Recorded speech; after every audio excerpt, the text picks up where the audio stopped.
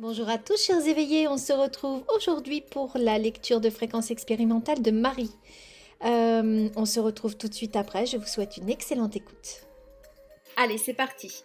Nous avons donc aujourd'hui Marie qui est avec nous pour sa lecture de fréquence expérimentale. Alors effectivement, on m'a demandé pourquoi fréquence expérimentale. Je vais faire un petit débrief, voilà, en direct pour ceux qui nous écouteront, parce que c'est plus proche de ce qui m'est donné par rapport au temps.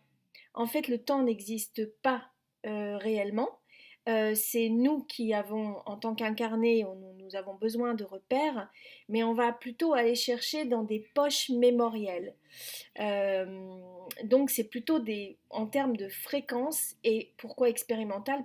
Parce que on expérimente dans nos incarnations, nous venons expérimenter des douleurs, des souffrances, des blessures, des choses joyeuses également, hein, mais voilà, nous sommes là pour travailler sur nos blessures. Donc voilà pourquoi. Allez, c'est parti pour toi, Marie. La première chose que l'on me donne, c'est l'espace-temps. Parce qu'il faut bien, pour nous, un repère. Donc nous sommes au Moyen Âge. J'ai la date exacte, 1229. Nous sommes en France et nous sommes dans le Limousin. Ne me demande pas où c'est, je ne sais pas. Tu es une femme. Tu es une femme. Alors, jeune, très jeune femme. Tu t'appelles Guenièvre. Tu es issue d'une famille très bourgeoise. Alors, pourquoi très bourgeoise? Parce que ne vois pas tout de suite le château, le machin, le truc. C'est pas ça. C'est dans le sens, ils m'ont donné ça dans le sens où tu vis vraiment très très bien. Euh, Tu ne manques de rien. Tu es bien habillée. Voilà, c'est pas du m'as-tu vu, c'est vraiment l'essentiel, mais tu ne manques de rien, hein. Il y a toujours à manger, il y a toujours, tu as une jolie maison. Alors, je crois qu'on me décrit ta maison parce que j'ai canalisé juste avant de t'appeler. Alors, d'abord, on me dit que tu es la dernière née de ta famille. Donc, tu es arrivée en dernier. Et tu as beaucoup de frères et sœurs. Alors, forcément, tu as beaucoup de frères et sœurs, mais qui sont tous plus ou moins grands par rapport à toi. Donc, il y a un décalage, si tu veux. C'est comme si bah, tu étais arrivé, pas par accident, parce qu'en fait, il y avait pas, tes parents ne faisaient pas en sorte de ne pas avoir d'enfants. Mais tu sais, on dit toujours, la petite dernière, c'est l'accident de... Je sais plus, il y a une expression comme ça, tu sais. Euh,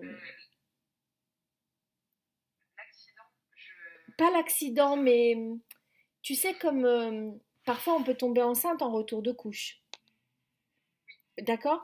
Et ben là, c'est pas ça, c'est un accident des parents d'âge mûr, si tu veux, tu vois. L'enfant qui n'aurait pas dû venir vraiment, mais qui est là, quoi. Et qu'on accepte avec joie et bonheur. Mais c'est un enfant fait sur le tard. Voilà. Tu vois?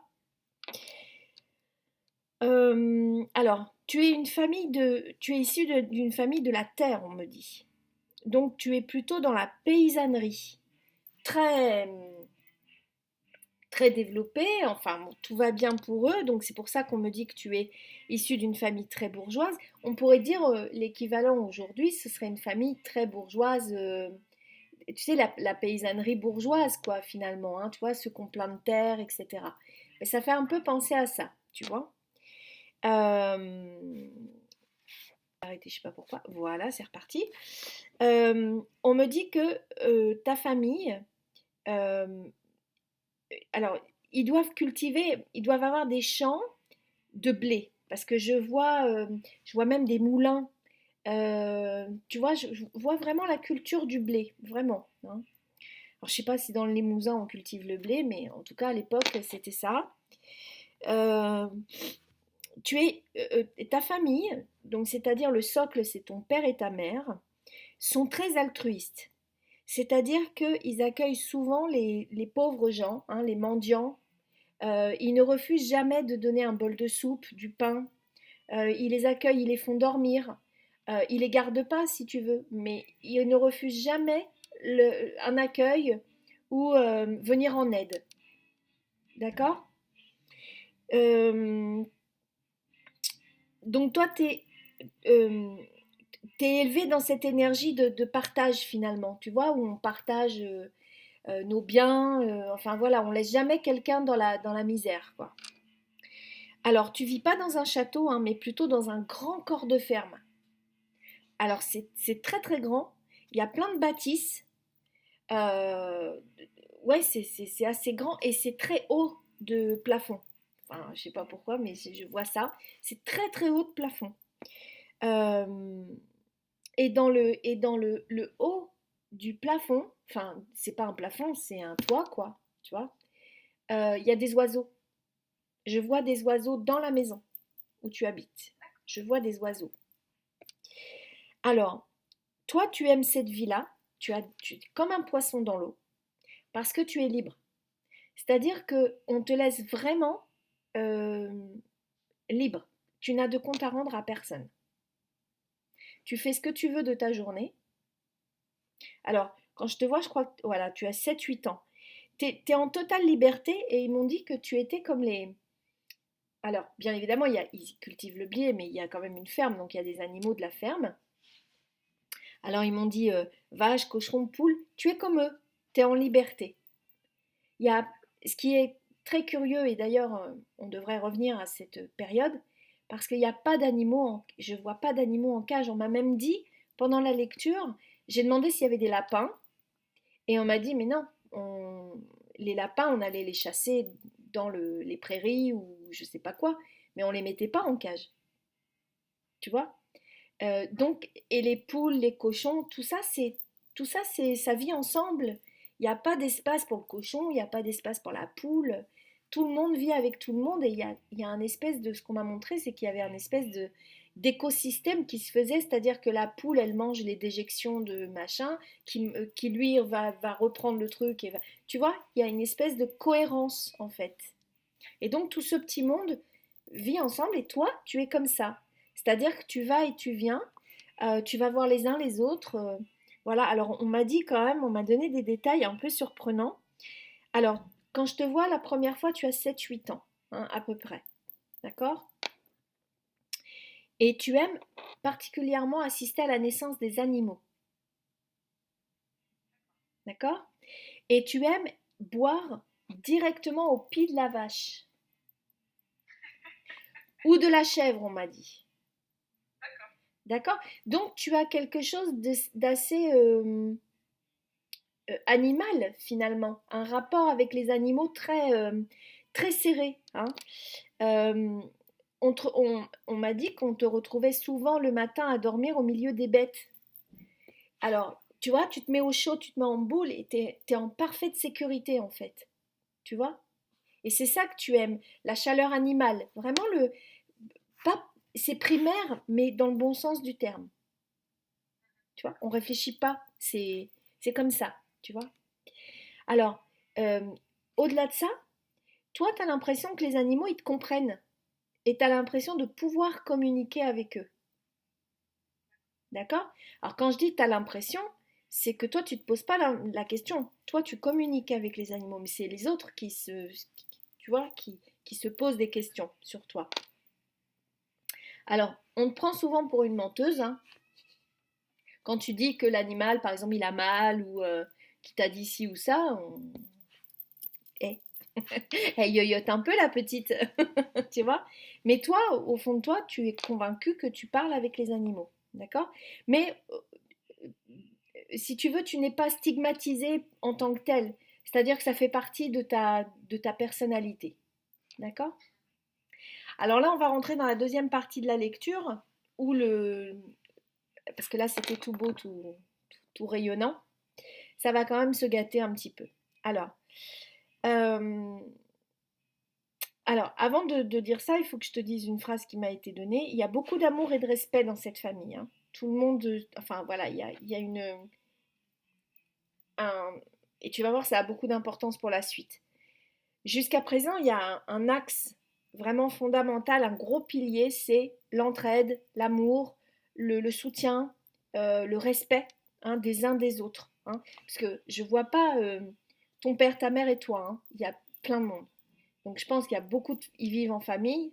Il y a beaucoup, enfin voilà, il y a les grands-parents parce que je vois des vieilles personnes assises sur des trucs et qui regardent les autres travailler, tu vois. Euh, mais tout ça, ça se fait dans une vraiment une très bon. On est content que ça puisse exister à cette époque-là, voilà. Mais il y a une très forte euh, notion d'amour et de respect dans la famille. Alors, là, on va passer le temps, hein, on accélère un petit peu le temps et on te retrouve quand tu as 12-13 ans. Donc, à l'abord de ton adolescence, hein, de la préadolescence. Et il va se trouver qu'il va y avoir un hiver très rude, avec beaucoup de pluie. En fait, c'est pas tant le froid, c'est la pluie. Il y a beaucoup de pluie. Et en fait, toutes les récoltes vont être perdues. D'accord? Tout le blé, tout ça, tout va être mort. Et en fait, bah, la famine s'installe dans la région. D'accord?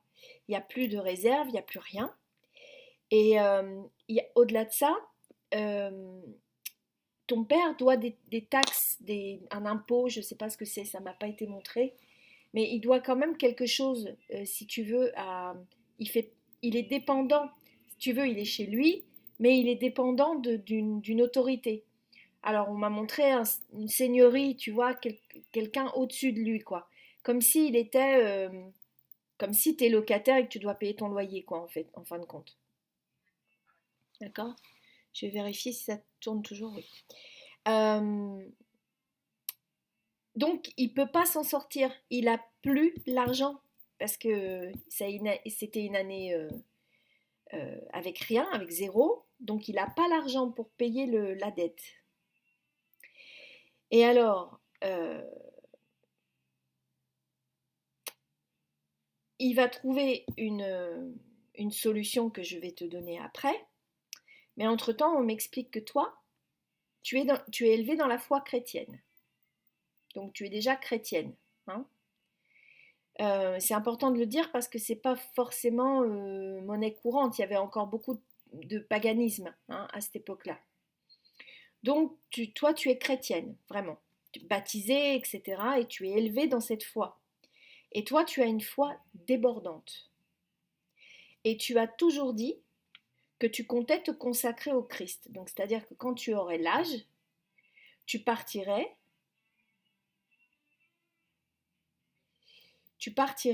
et tu prendrais le voile. Tu rentrerais dans les ordres. D'accord? Euh, mais alors là, ton père doit s'en sortir.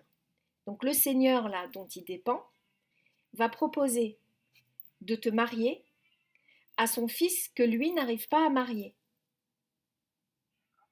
D'accord? Alors forcément, c'est un fils qui est, on me dit, qui est très laid, en fait, mais au-delà d'être laid, c'est quelqu'un qui est très rustre, qui a vraiment aucun charme, enfin voilà, et il n'arrive pas à trouver d'épouse. Et le Seigneur, qui devient vieux, bah, veut marier tous ses enfants, veut être tranquille, enfin je te schématise, et en fait, bah, il a l'idée, en contrepartie de la dette, il donne sa fille, ton père. D'accord? Alors toi, à ce moment-là, parce qu'en fait, rien ne t'est caché, hein, tout est dit, mais tout ton monde s'écroule. C'est-à-dire que c'est comme si tu avais monté ton échafaudage et que d'un coup, ou ton château de cartes, et on tire une carte et tout s'écroule. Donc c'est un gros choc pour toi. Et, euh, et ton père se morfond parce que il se dit qu'il n'a pas d'autre choix. Donc il persiste dans la volonté de te donner à cet homme. Alors, toi, c'est comme si on t'annonçait ta propre mort. Hein. C'est comme ça que tu le vois. C'est-à-dire que tu peux plus vivre, quoi. C'est terminé. Donc tu plonges immédiatement dans une profonde dépression. C'est-à-dire que tu pleures, tu pleures, tu pleures, tu pleures, tu pleures, tu vois pas d'issue, etc. Donc ta mère, elle est complètement désespérée de te voir comme ça. Elle essaie de te réconforter. Elle essaie de convaincre ton père de ne pas te donner à ce bonhomme. et de trouver un autre arrangement. Mais en fait, il y en a pas, hein, il y en a pas.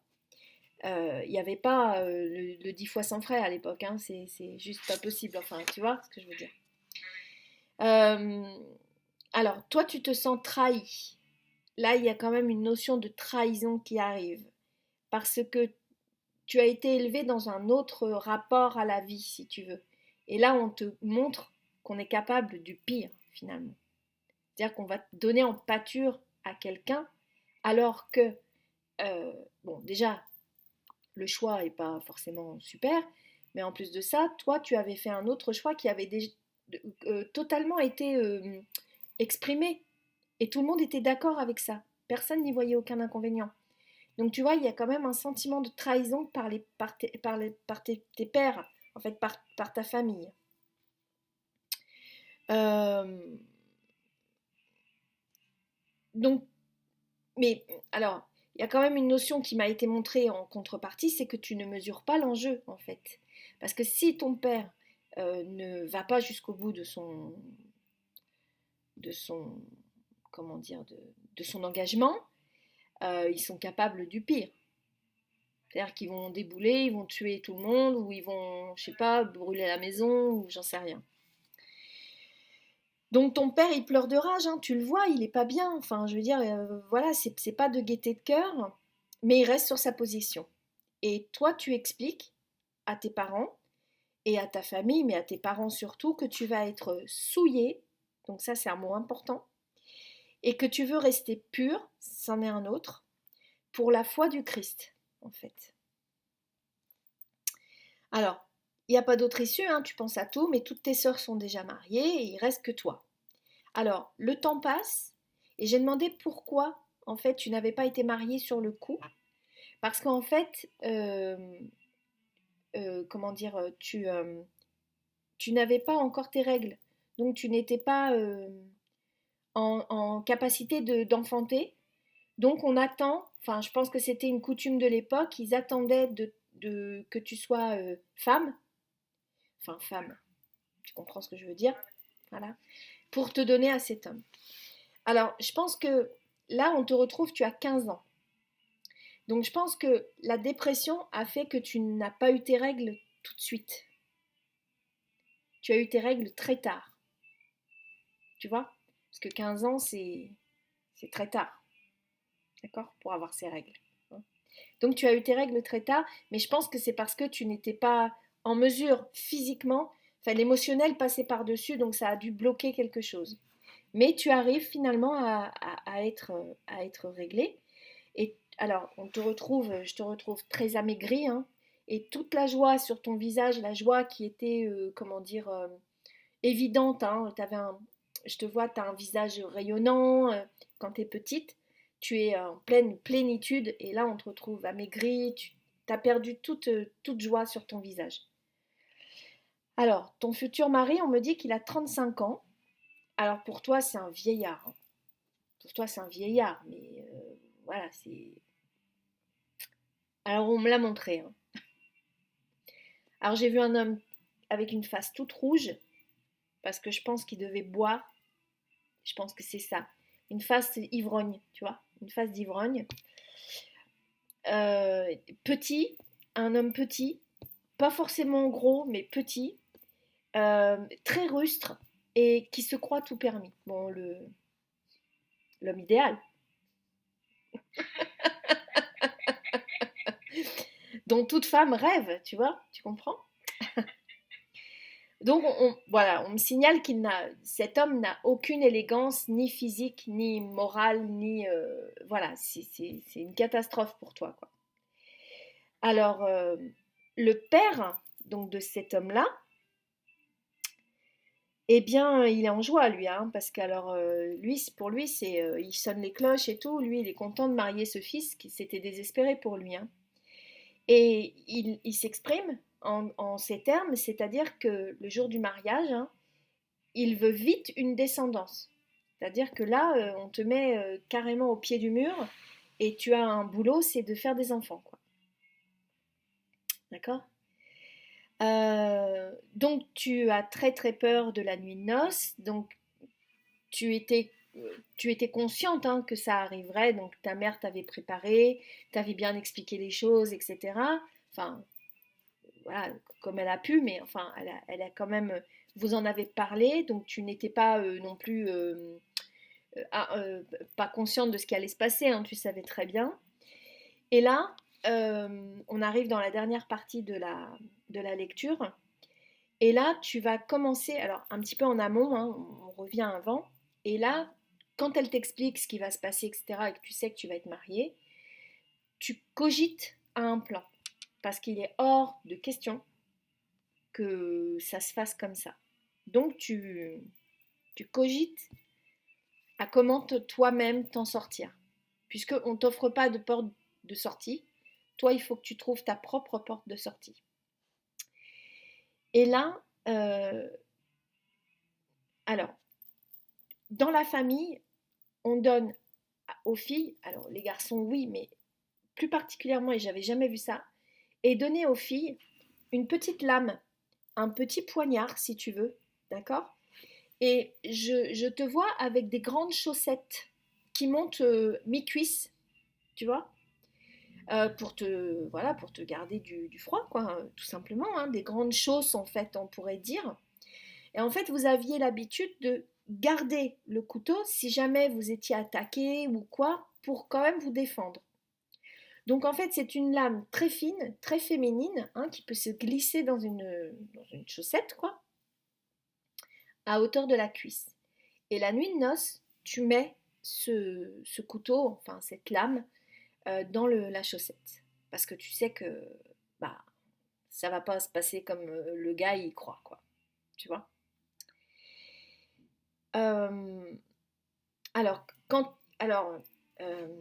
faut que je t'explique aussi que il y a le repas, tout ça, enfin tout le monde festoie, tu te maries, tout le monde festoie, et puis à un moment donné, ben, excuse-moi l'expression, il faut que tu passes à la casserole, quoi. En gros, c'est ça. Faut y aller. Mais tel que ça m'a été montré, c'est vraiment ça. Je te jure que c'est vraiment ça. C'est ding dong, tu vois, faut que tu passes à la casserole. Et alors, c'est pas le tout, mais tu vas pas toute seule avec ton mari, c'est que tout le monde va t'accompagner dans la chambre et on t'installe et on installe le mari et patati patata, on te prépare, enfin bon. Et après, tout le monde sort. Euh, et là, tu te retrouves seule donc avec ton mari. Et alors, on me dit quand même que vous êtes accompagnés jusqu'au lit, oui, mais alors, et là, ta mère, elle est en pleurs. Tu vois ta mère en pleurs, etc. Et c'est pas possible pour toi, quoi. Donc là, la tension, si tu veux, parce qu'on me fait sentir tes ressentis, je les vois, je les sens. Et là, tu montes en pression. Tu montes en pression. Ça monte, ça monte, ça monte, ça monte. Et là, tu sais, de toute façon, que c'est pas possible pour toi. C'est juste pas possible. Euh, alors, bon, je vais passer vite là-dessus, mais en fait, vous êtes dans le lit, l'homme, sans égard, hein, monte sur toi pour, euh, pour concrétiser le mariage. Je vais le dire avec des mots plutôt jolis, voilà. Et toi, ni une ni deux, tu sors ta lame et tu lui plantes un coup dans la gorge. Je pense que c'est, en fait, elle avait notion de la carotide, parce que je vois le sang, mais gicler. Bon, je vais m'arrêter là dans les descriptions, mais voilà, elle plante un coup fatal en fait. C'est-à-dire qu'il n'y a pas de retour. Il n'y a aucun zéro retour. Le gars, il meurt très très vite, rapidement. Euh, et alors, elle vérifie qu'il est mort. Enfin, tu vérifies qu'il est mort. Et comme tu refuses, parce que tu sais très bien ce qui t'attend, comme tu refuses d'être corrompu, toi, c'est pas possible que physiquement, au niveau de ton intégrité, tu refuses, eh bien, tu te donnes la mort également. Parce que tu veux, c'est pas une fois, s'il y a eu ça, c'est-à-dire qu'on va ou te tuer ou te torturer, ou, enfin, tu te rends compte, tu as commis quand même un crime. Donc du coup, tu laisses personne t'abîmer en fait. Voilà, c'est ça, te souiller. C'est pour ça que ce mot-là, il est très très important. D'accord? Et donc tu te donnes la mort de la même façon. D'accord? Est-ce que je t'ai bien tout dit? Parce que là, comme c'est frais dans mon esprit, euh, oui, oui, oui, c'est ça. Oui, ta foi, si tu veux, doit rester intacte, doit rester pure. Ça, c'est ce qui est très très important pour toi au moment où tu commets, tu te suicides en fait, finalement. D'accord? Ça, c'est très important à comprendre. Bon, ça va, Marie? Alors, je vais tout de suite arrêter l'enregistrement, puis on va discuter ensemble. Voilà, chers éveillés, j'ai été ravie de passer ce moment en votre compagnie. On se retrouve très bientôt pour de nouvelles vidéos. En attendant, prenez bien soin de vous. À bientôt. Ciao, bye bye.